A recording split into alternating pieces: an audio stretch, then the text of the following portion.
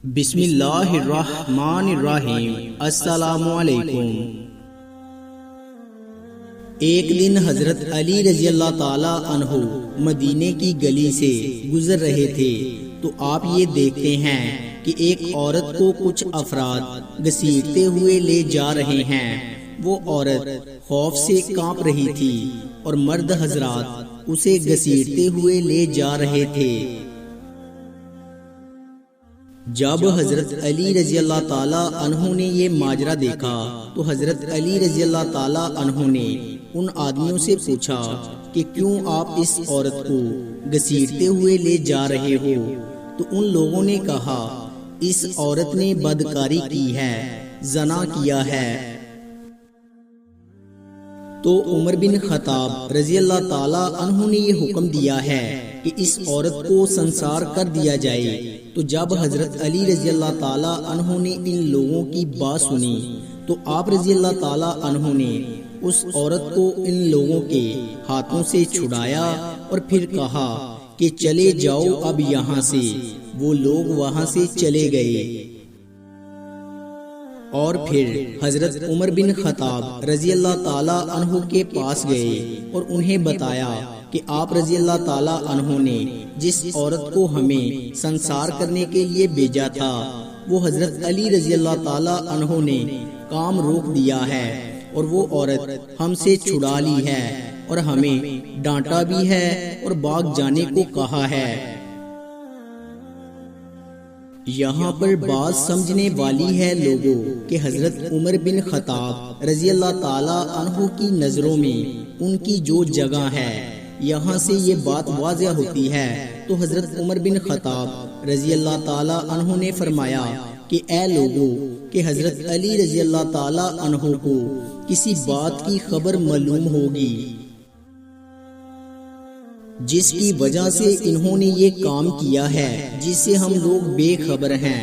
وہ جانتے تھے کہ حضرت علی رضی اللہ تعالی عنہ کا مقام کیا ہے، وہ جانتے تھے کہ حضرت علی رضی اللہ تعالی عنہ نے یہ کام کسی وجہ سے ہی کیا ہوگا، اس کی کوئی وجہ ضرور ہوگی۔ تو انہوں نے پھر لوگوں کو حکم دیا کہ جاؤ جا کر حضرت علی رضی اللہ تعالی عنہ کو بلا کر میرے پاس لے کر آؤ۔ تو لوگ جب حضرت علی رضی اللہ تعالی عنہ کے پاس گئے تو انہوں نے جا کر کہا کہ عمر بن خطاب رضی اللہ تعالی عنہ نے آپ رضی اللہ تعالی عنہ کو اپنے پاس بلایا ہے۔ تو پھر وہ بھی وہاں پہنچ گئے۔ تو پھر حضرت علی رضی اللہ تعالی عنہ حضرت عمر بن خطاب رضی اللہ تعالی عنہ کے پاس پہنچ گئے۔ تو حضرت عمر خطاب رضی اللہ تعالی عنہ نے پوچھا کہ یا علی رضی اللہ تعالی عنہ، کیا وجہ ہے تم نے لوگوں کو کیوں روکا ہے اس بدکار عورت کو سنسار کرنے کے لیے؟ اس کی کیا وجہ ہے؟ تو پھر حضرت علی رضی اللہ تعالی عنہ نے فرمایا کہ آپ نے نہیں سنا کہ آپ صلی اللہ علیہ وآلہ وسلم نے فرمایا ہے کہ 3 لوگوں کے اوپر سے قلم اٹھا لیا جاتا ہے، یعنی ان کے اعمال لکھے نہیں جاتے، وہ بے قصور ہوتے ہیں، ان کے گناہ لکھے نہیں جاتے۔ ایک وہ آدمی جو سویا رہا یہاں تک کہ وہ بیدار ہو جائے، دوسرا وہ جو نابالغ ہو یہاں تک کہ بالغ ہو جائے، اور تیسرا وہ شخص جو ہوش میں نہ ہو، دیوانہ ہو، درویش ہو۔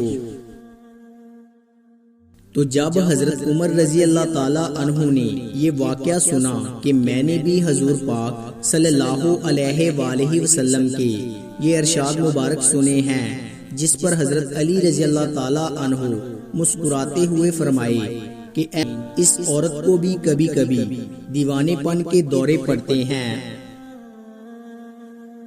اور یہ عورت اپنے ہوش کھو بیٹھتی ہے۔ ہو سکتا ہے وہ آدمی جس نے اس کے ساتھ گناہ کیا ہے اس نے اس کے دیوانے پن کا فائدہ اٹھایا ہو۔